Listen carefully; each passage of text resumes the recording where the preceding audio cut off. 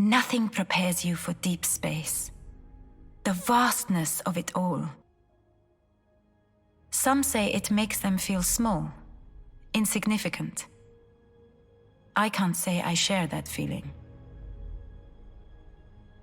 I helped make this ship, the Persistence. She feels like mine. All that power. How could anyone feel insignificant next to that possibility?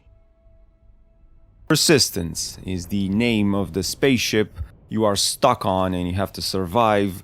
The ship's engineer, which is apparently the only survivor so far, is helping you save the ship and yourself after it's been parked too close to the vicinity of a black hole. And apparently all of the crew members are now less human and more zombies. Serena is the engineer, that's her name, conveniently uses you, the main protagonist, to create clones of yourself using your DNA samples each time you die, and, well, you will die often. So basically, you leave your corpse behind while your mind gets transferred into a new printed body, identical to the one you had before. I know, it's a bit far-fetched. This body feels like it was just printed.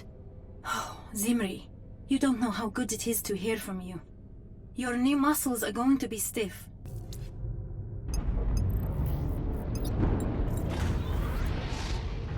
There was a spark gap event on the last singularity jump. Ripped us, of course. A black hole? Where the hell are we, Serena? That's me. It looks like you, but it's just meat now. It's dead, but you're still alive, okay? Please, pick up that harvester. Now use that harvester on your old body. We need your DNA for printing future clones.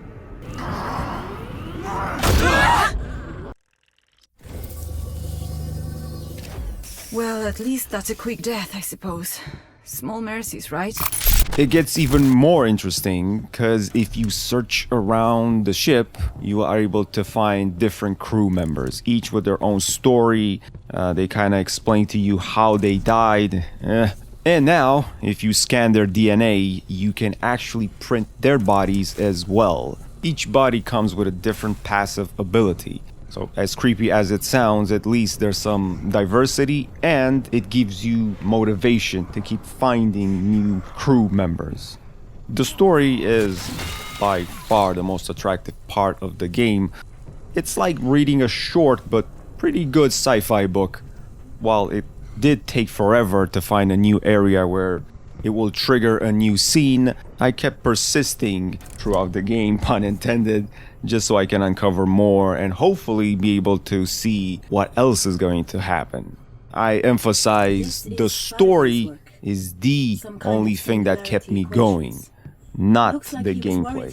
After the first time you die, it tells you that the layout of the ship has changed. This happens every single time. It's because the ship apparently is standing too close to a black hole, and that affects its integrity. It changes every single time, which only means that you have random generated levels. I guess it gives you more meaning to keep exploring, and it's not boring, right? After I died, let's say 4 or 5 times, you realize that the random generated levels were not that random, and it does seem to get repetitive. But hey, I mean, it's something rather than nothing. I think it's well implemented. I like it.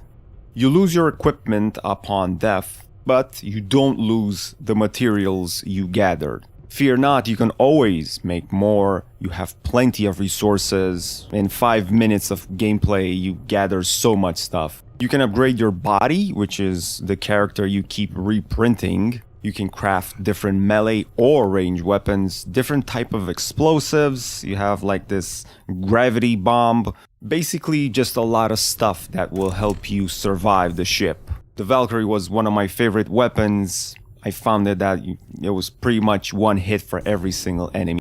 When you make it to a crafting station, always use it. There's plenty of materials, and if you run out of a weapon, well, you get killed and then you have to start all over again. Don't be stingy, you have plenty of materials. Always use it. And don't forget to use your map. That's the only way to get around because the area constantly changes. Your map is your best friend. I did get lost plenty of times, but it gets challenging. And, you know, us gamers, we like a challenge. That's a good thing. This is a sci-fi zombie horror survival shooter, I guess, based on a space theme. It has nothing to do with Dead Space. I was thinking about it myself, but no, it has nothing to do with that one. This is a completely different animal. The scenario does create for a good atmosphere. You have to basically kind of sneak around everywhere you go, listen for bad guys, and using your flashlight is a must to see where you're going. It just makes it a bit more tense and it creates a scary atmosphere. Graphics are great. It's a good looking video game for what it offers. Very well optimized on PC. Just runs so smooth. I believe it's also available for PlayStation 4, 5, all of the Xboxes and Switch. So there's plenty of platforms to play it on. Just choose whichever you have and go for it. If you are into deep space horror survival zombie games, be warned, I did have a couple of jump scares. It's not for the faint of heart. The persistence enhanced, and you do need to have plenty of persistence with this one, pun intended. Maybe I didn't have.